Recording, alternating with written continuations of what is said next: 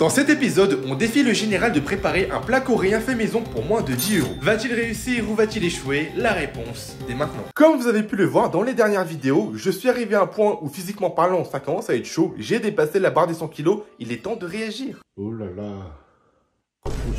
En plus de ça, actuellement, la vie c'est dur, hein. J'ai plus d'argent, les fast-food ça commence à devenir trop cher, et pour le régime, les fast-food vous vous doutez bien que ce n'est pas la meilleure des solutions pour maigrir. C'est pourquoi aujourd'hui, en compagnie du général qui va nous servir de chef, on va vous montrer 4 recettes sud-coréennes pour moins de 10 € chacune, afin de manger diète, healthy, et pourquoi pas même perdre du poids. Je n'ai clairement pas besoin de vous faire de dessin, je suis un gros mangeur, un gros lard comme vous dites, et c'est pourquoi nous on a trouvé cette solution de, au lieu de moins manger, on va mieux manger et plus sainement, au lieu de mépriver, on va se faire plaisir tout en perdant du poids. C'est parti. Du coup, chef, c'est quoi le premier menu que tu nous as préparé?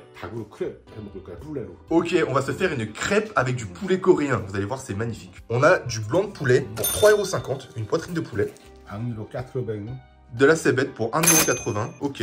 1,52 € pour les oignons. Et pour les épices, comme le poivre, le sucre, la farine, on part du principe que tous les foyers possèdent déjà ça à la maison. Donc de toute façon, comme on n'a mis qu'une cuillère de chaque, on l'a pas pris dans le budget. Mais peut-être que si vous pensez qu'on triche, dans la prochaine vidéo, on fera avec tous les prix qui sont intégrés. Qu'est-ce que c'est la première étape, chef? Dans un premier temps, on va préparer le poulet. Donc vous allez venir le couper en petits morceaux. Et même avec cette quantité-là, vous pouvez nourrir 2 personnes environ. Voilà, vous faites de fines lamelles, pas trop fines, pas trop épaisses, comme ceci, comme vous voyez dans la vidéo, comme fait le général. Et une fois que vous avez préparé tout ça, on va passer à la prochaine étape. Une fois que le poulet est prêt, vous le mettez de côté. Et maintenant, la deuxième étape, qu'est-ce qu'on fait, chef? Oignon. Pareil pour l'oignon, de fines tranches, un peu plus épaisses que le poulet. Et en troisième, qu'est-ce qu'on fait? Poivre. Pareil, des morceaux assez larges, grosso modo. Pas besoin de vous prendre la tête, ça fera très bien l'affaire. Quatrième, c'est ail. On va écraser de l'ail dans la quatrième étape, comme ceci. Donc 2-3, ça fera largement l'affaire. Et ensuite, vous allez venir les émincer en petits morceaux, comme fait le général, à nouveau. Le général vous donne une astuce. Au lieu de le passer au mixeur, le fait de l'écraser directement va permettre d'avoir plus d'arômes. Ensuite, qu'est-ce qu'on fait, chef? Maintenant, on va créer la crêpe. Vous allez incorporer 2 cuillères à soupe de farine blanche avec un tout petit peu d'eau. Et vous allez venir mélanger jusqu'à obtenir la consistance que vous désirez pour une crêpe. Ce n'est pas un Coréen, bien entendu, qui va vous la prendre. Je pense que vous savez mieux que nous. Maintenant, vous prenez une poêle. Nous, on a une machine, mais la poêle, ça fait très bien l'affaire. Vous allez mettre une petite lichette d'huile d'olive. On attend que la plaque chauffe un minimum. En premier, on va rajouter l'ail, comme ceci. Et on va les faire revenir un petit peu dans l'huile. Et c'est comme ça, en fait, en le mettant en premier, tout seul, qu'on va avoir un maximum d'arômes qui va émaner de l'ail. Ensuite, on rajoute nos petits filets de poulet. Et comme dit le général, le poulet, ça cuit assez vite. Donc, on va rajouter directement l'oignon. Et pendant la cuisson de l'ail avec le poulet, on va rajouter une cuillère à soupe de sauce soja. Avec aussi une cuillère à soupe de sucre. Et une cuillère à soupe de gochujang, donc c'est la pâte de piment sud-coréenne que vous pouvez retrouver dans les Kmart et les épiceries asiatiques. Une fois que vous avez rajouté le gochujang, vous pouvez commencer à faire revenir le poulet avec l'oignon, l'ail. Et je peux vous assurer que déjà, ça sent très très bon. Le général, il sait ce qu'il fait. D'habitude, on rajoute de l'huile de sésame en plus. Ouais, c'est assez cher et on n'en mange pas souvent. Donc vous n'avez pas besoin de mettre l'huile de sésame finalement. Et juste avant d'assaisonner, vous allez rajouter votre poireau. On va continuer de faire revenir le poulet avec le poireau. Et quand c'est un minimum cuit, on va rajouter un petit peu de poivre. Comme ceci. Ça sent extrêmement bon. Une fois que le poulet est prêt, vous le mettez à reposer à côté. Et on va préparer la crêpe qui va accompagner le premier plat. Donc une fois que la plaque est assez chaude, vous mettez votre mélange et on va préparer la crêpe. Et une fois que c'est prêt, hop là, on le retourne comme ceci. Le général, il est trop chaud. C'est un vrai chef. C'est un chef. Il est trop chaud. Moi, je fais ça, je mets le feu à l'appart. Je dis que c'est la base. Si vous savez pas faire ça, c'est chaud. Une fois que la crêpe est prête, vous la mettez sur un plateau, une assiette. Et on va maintenant mettre le poulet par-dessus pour faire le wrap coréen. Voilà, sur la crêpe, vous allez venir rajouter le poulet qui a bien cuit avec les oignons. On voit l'ail, on voit les petits poireaux et c'est très très parfumé. Et le secret pour faire un bon poulet, c'est qu'il n'y a pas de jus. S'il y a du jus, c'est que votre poulet, il est sûrement pas bon et qu'il est périmé. Donc ça, c'est une astuce encore du général. Ouais, et vous avez largement de quoi faire pour 2 personnes. Voilà, une fois que votre crêpe est réalisée, vous le coupez en biais et vous avez des wraps coréennes qui sont prêtes à être dégustées. Regardez-moi ça.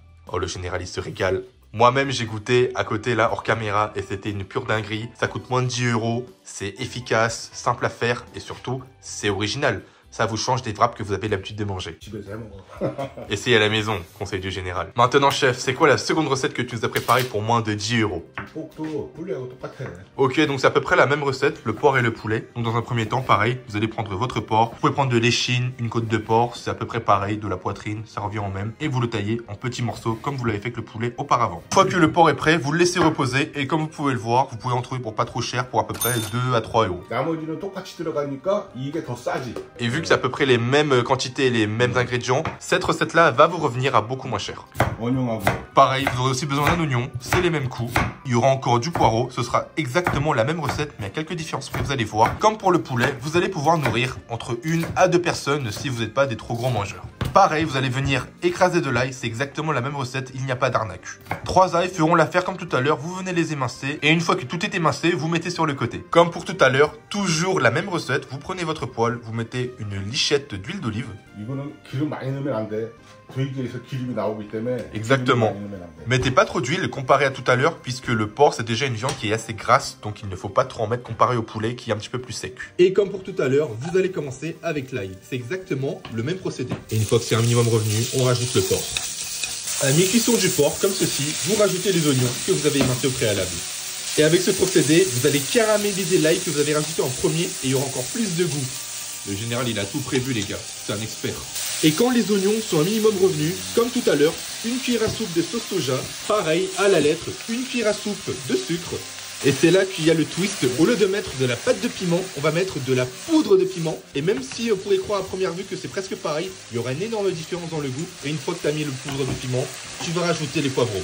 Et pour ceux qui veulent manger plus épicé, vous pouvez bien évidemment rajouter une cuillère à soupe de gochujang, de la pâte de piment. Mais ça, c'est pour les vaillants. Si vous mangez pas trop épicé, je vous déconseille de le faire. Nous, on va manger plus épicé, donc on va rajouter une cuillère à soupe de gochujang. Donc là, vous continuez à faire revenir jusqu'à ce que le porc soit complètement cuit. Parce que le porc, si vous le mangez cru, vous allez avoir quelques soucis. Voilà, une fois que le porc est prêt, c'est fini. Et vous allez voir aussi que là, il va avoir un plot twist. Celui-là, on va pas le faire sous forme de crêpe ou de tacos. On va le faire avec une baguette. On va en faire un sandwich. Donc c'était déjà une recette qu'on vous avait montré dans un short, il me semble. Donc c'est, si vous voulez, l'équivalent du banh mi mais coréen. Essayez de prendre une baguette assez large quand même pour bien pouvoir le remplir. Vous avez votre porc qui est prêt et vous allez rajouter votre porc à l'intérieur du sandwich. Faut être généreux. Pour ceux vraiment qui veulent manger gourmand, vous pouvez rajouter du fromage comme du comté, du fromage râpé. Et là, vous avez quelque chose de magnifique. Vous pouvez à peu près servir 2 personnes. Normal, on va dire. Et comme je le disais, tu peux rajouter un petit peu de fromage si tu restes du budget, un petit peu, te faire peut-être une sauce, mais je pense que c'est déjà suffisant. Ça fait très bien l'affaire de base. Ça aussi, je pense que le général, le faire sous forme de crêpe, ça peut être plus intéressant. On en avait fait aussi sous forme de tacos il y a très très longtemps. Une petite note pour ce sandwich? 8 sur 10. Maintenant, le général va vous présenter la 3e recette. Qu'est-ce qu'on fait? Sur quoi on part?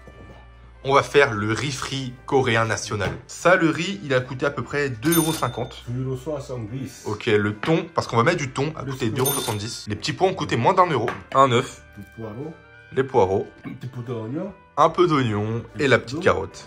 Et avec l'assaisonnement. Donc pour le tout, on revient sur un coût qui est à peu près de même pas 7 à 8 €. Donc c'est à peu près rentable. Dans un premier temps, on va préparer les légumes. On va couper finement en rondelles les poireaux comme ceci. Donc là, vous faites exactement comme le général.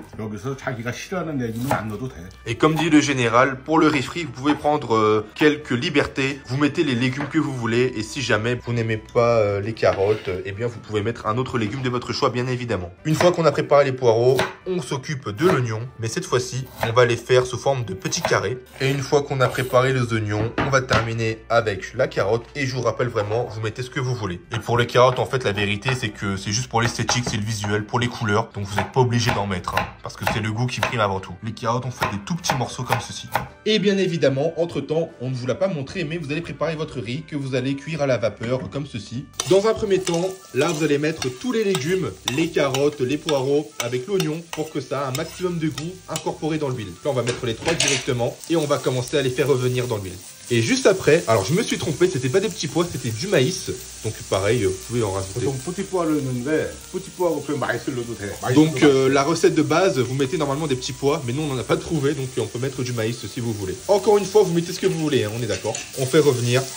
Et une fois que c'est un petit peu revenu, vous allez rajouter le thon. Alors bien entendu, avant de mettre le thon, il faut l'égoutter, il ne faut pas mettre le jus à l'intérieur, on est d'accord. Et ce qui est bien avec le riz frit, c'est que vous mettez ce que vous voulez, des restes. S'il y a des légumes qui vous plaisent pas, vous les enlevez. Vous avez vraiment une marge de liberté. Et c'est comme pour toutes les recettes, s'il y a des choses qui vous plaisent pas, vous ne les mettez tout simplement pas. L'important, c'est que ce soit à votre goût. Normalement, le thon, il est déjà assaisonné, donc vous n'avez pas besoin de mettre du sel ou quoi. Mais pour ceux voilà, qui veulent manger un peu plus salé, vous pouvez rajouter bien évidemment du sel et du poivre. Et une fois que le thon est un minimum cuit, vous mettez votre riz comme ceci. Et vous allez venir maintenant casser le riz et bien le mélanger avec le reste des légumes et de la viande. Et l'une des astuces générales, c'est de mettre du riz qui a refroidi. Parce que si vous mettez le riz directement chaud, ça va être un petit peu bizarre et la texture elle va être pas très ouf. Donc je vous conseille de mettre du riz froid si vous le pouvez. Donc là voilà, c'est plus ou moins prêt. Le riz il a bien cuit, pareil pour le thon, les légumes sont croquants.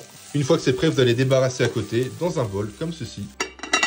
Et là vous allez mettre l'assiette et retourner le bol pour avoir le riz frit. Mais la recette n'est pas encore terminée puisque là on va rajouter l'œuf qu'on avait mis de côté.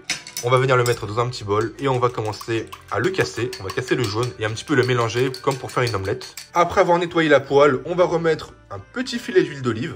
On va rajouter l'œuf comme ceci. Une fois que votre œuf est prêt, vous le recouvrez comme une couverture sur le riz comme ceci. Pas à la totalité. Et pour les amateurs de ketchup, parce qu'à la base ça s'appelle omurice, c'est une recette japonaise. Vous pouvez mettre un petit peu de ketchup par le dessus. Il y en a qui aimeront, d'autres qui n'aimeront pas. C'est à votre convenance une dernière fois. Qu'est-ce qu'on a maintenant pour la dernière recette? Et il me semble que c'est la meilleure.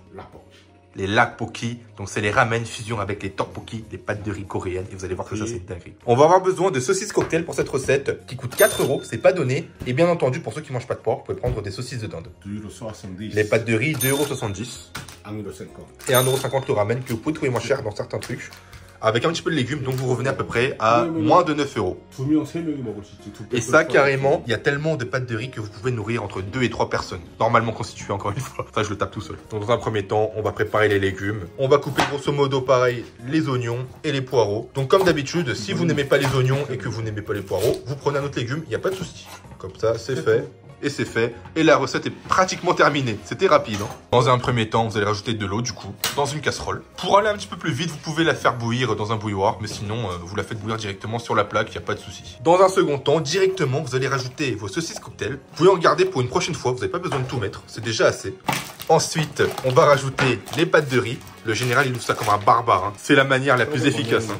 Et on va aussi rajouter les pâtes de riz dès les premières secondes, puisque ça va prendre un petit peu de temps à cuire. Ça, pour une personne, déjà, ça peut suffire. Et ça, vous gardez pour une prochaine fois. Donc, limite, en fait, le repas vous revient même pas à 9 €. Ça vous revient limite à 4 € et quelques. Ensuite, vous allez rajouter les oignons. D'ailleurs, au niveau de la quantité d'eau, pour ceux qui se demandent, c'est à peu près 500 ml, donc 50 centilitres pour un ramen. Pour deux, c'est 75. Et comme vous rajoutez les pâtes de riz, vous en mettez un petit peu plus. Mais il vaut mieux mettre trop peu d'eau que trop. Parce que si vous en mettez trop peu, il faut juste en rajouter derrière. Mais si vous en mettez trop, là, vous êtes foutu. Donc, mettez petit à petit si vous n'êtes pas sûr. Et une fois que les pâtes de riz commencent à bien cuire, on rajoute derrière les poireaux. Une fois que l'eau commence à bouillir, vous pouvez rajouter vos nouilles. Et par la même occasion, rajouter les petits légumes et la sauce piquante.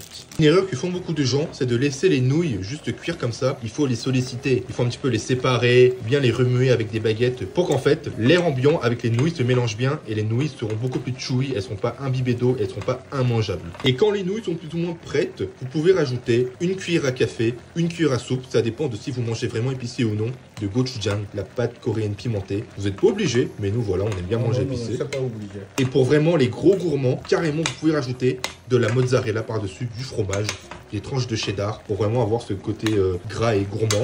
En plus, c'est l'hiver actuellement, il fait très froid. Mais nous, comme actuellement, on doit faire un régime, on va pas en mettre, mais vous pouvez en mettre bien entendu si vous reste du budget. Une fois que les nouilles sont prêtes, c'est que c'est terminé, c'est prêt. 이거는 라면이 너무 바짝 익으면은 안 돼. Voilà, en fait, il faut pas les cuire à 100%, sinon ça va être immangeable. Enfin, ce sera pas mangeable, j'abuse, mais ce sera beaucoup moins bon, quoi. C'est fini. C'est fini, on va passer à la dégustation. Regardez-moi ça, on a le riz frit avec le lakpoki, ça faut vite le manger, donc on va se dépêcher. Mais tout ça là, pour moins de 10 € limite, c'est réalisable. Là, pour les deux, on en a eu à peu près pour 11 € à tout casser. C'est une dinguerie. Ça, dites-vous que dans le restaurant coréen, vous payez une fortune.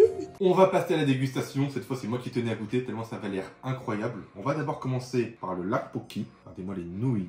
Oh là là là là, comment c'est gourmand. C'est très très chaud, donc faites attention. magnifique. On sent que les nouilles, elles sont succulentes. C'est pas imbibé d'eau, qui a un vrai croquant. Enfin, ça croustille pas, mais on sent que quand même, tu les mâches. C'est épicé, c'est bien relevé. Absolument comme il faut. Petite pâte de riz. J'ai beaucoup critiqué les tteokbokki en Corée du Sud parce que je trouve que c'est un plat qui est un peu surcoté. Franchement, là, ça passe bien. Et maintenant, donc ça déjà, c'est un plat entier qui revient à moins de 6 € parce qu'on n'a pas tout mis. Et maintenant, on va tester le bokkeumbap, le riz frit coréen, avec le thon, etc.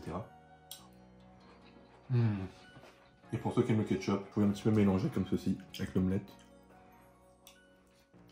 Et carrément, tu vois, tu lâches un croc comme ça et tu prends le jus du tteokbokki. C'est magnifique. La combinaison, je mets un solide 10 sur 10. En fait, vous pouvez faire ça, ou carrément les deux, si vous êtes fortuné. Oh là là là, ça met bien. Tu vois, tu prends la petite saucisse dans le riz là. Pour moi, le défi, il est validé. Le général a pu faire plusieurs plats coréens assez originaux et qui changent de l'ordinaire pour moins de 10 €. Si vous voulez d'autres recettes, n'hésitez pas à nous dire dans les commentaires. Moi, sur ce, je vais me régaler. Et le régime débute officiellement. À la prochaine.